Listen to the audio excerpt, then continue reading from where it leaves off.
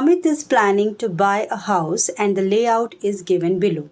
The design of the measurement has been made such that areas of 2 bedrooms and kitchen together is 95 meter square. First question लेते हैं. Form the pair of linear equation in 2 variables from this situation. क्या क्या equations हम यहाँ से बना सकते हैं. फर्स्ट इक्वेशन हम बना सकते हैं बेडरूम के लिए.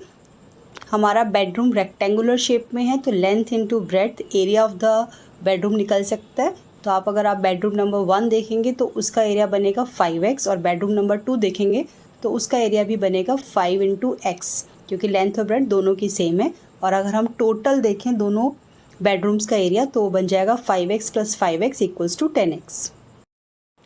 इसी तरह हम किचन के लिए भी इक्वेशन बना सकते हैं. एरिया ऑफ द किचन भी क्योंकि हमारी रेक्टेंगुलर शेप में है तो लेंथ इंटू ब्रेड्थ. किचन की लेंथ जो है y है और ब्रेड्थ 5 है तो इसका एरिया बन जाएगा 5y. तो ये सेकंड इक्वेशन हो गई. क्वेश्चन में हमें दिया हुआ है 95 area of 2 bedrooms and kitchen together. तो हम क्या करेंगे दोनों के एरियाज़ को ऐड करके 95 के इक्वल रखेंगे और एक और इक्वेशन हमारी तैयार हो जाएगी. इसी के साथ हम यूज़ कर सकते हैं 2x + y = 19. इसमें हमने कुछ नहीं करा, सिर्फ 10x - 5y में से 5 को कॉमन लिया और 5 को 95 से डिवाइड कर दिया तो हमारी इक्वेशन क्रिएट हो गई 2x + y = 19. इसके बाद अगर हम इसका लेआउट देखें तो x + 2 + y जो कि आपके गिवन रेक्टेंगल की लेंथ है उसको हम 15 के इक्वल रख सकते हैं. अगर आप देखें तो आपकी फिगर में ऊपर वाली जो ब्रेड्थ है वो दी हुई है x + 2 + y की फॉर्म में और अगर नीचे देखें तो ब्रेड्थ दी हुई है डायरेक्ट 15. तो ये एक और इक्वेशन बन जाती है. इसके साथ साथ अगर हम इस इक्वेशन को सॉल्व करें तो 2 ट्रांसपोज होकर हमें देगा -2. 15 से 2 माइनस होकर मिलेगा 13 और हमारी इक्वेशन तैयार हो गई x + y = 13. अब फर्स्ट क्वेश्चन का आंसर तो हो गया. अब सेकंड क्वेश्चन पर आते हैं. Find the length of the outer boundary of the layout. Figure को ध्यान से ऑब्जर्व करेंगे. आपके पास लेंथ है 15 और ब्रेड्थ है 5 + 10 + 5 12. तो 15 + 12 + 12 + 15 क्योंकि एक रेक्टेंगल है तो ट्वाइस लेंथ जो है वो सेम होगी और दोनों ब्रेड्थ भी सेम होगी. इसको ऐड करके हमें मिल जाएगा 54 metre which is the required length of the outer boundary. अब आते हैं क्वेश्चन नंबर 3 पर. हमें सॉल्व करनी है 2 इक्वेशन, उसके बाद ही हम निकाल सकते हैं area of the bedroom and area of the kitchen. हमारे पास 2 इक्वेशन बनी थी सिंप्लीफाई करके 2x + y = 19 और x + y = 13. इन दोनों को ही आप सब्स्टिट्यूशन मेथड या एलिमिनेशन मेथड जिसमें भी आप कंफर्टेबल है सॉल्व करके आंसर निकाल सकते हैं.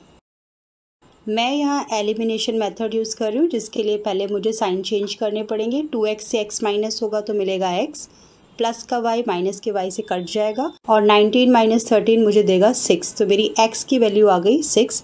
अब इस x की वैल्यू को इन दोनों में से किसी भी इक्वेशन में मैं पुट करूँगी. मैं x + y = 13 में x की वैल्यू को पुट कर लेती हूँ तो मिलेगा 6 + y = 13. 6 ट्रांसपोज होके 13 - 6 में मुझे देगा y की वैल्यू जो कि आएगी 7. तो I receive both the value of x and y.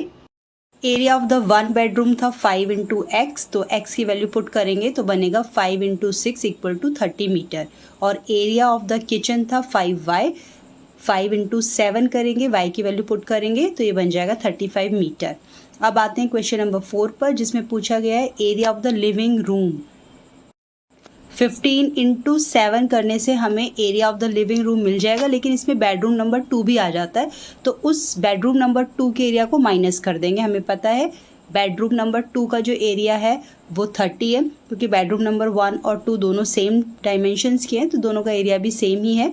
तो हम 15 × 7 105 में से 30 को माइनस करेंगे तो बचा हुआ एरिया जो ग्रीन पोर्शन हमें दिखाई दे रहा है उसका एरिया 75 मीटर स्क्वायर हमें मिल जाएगा.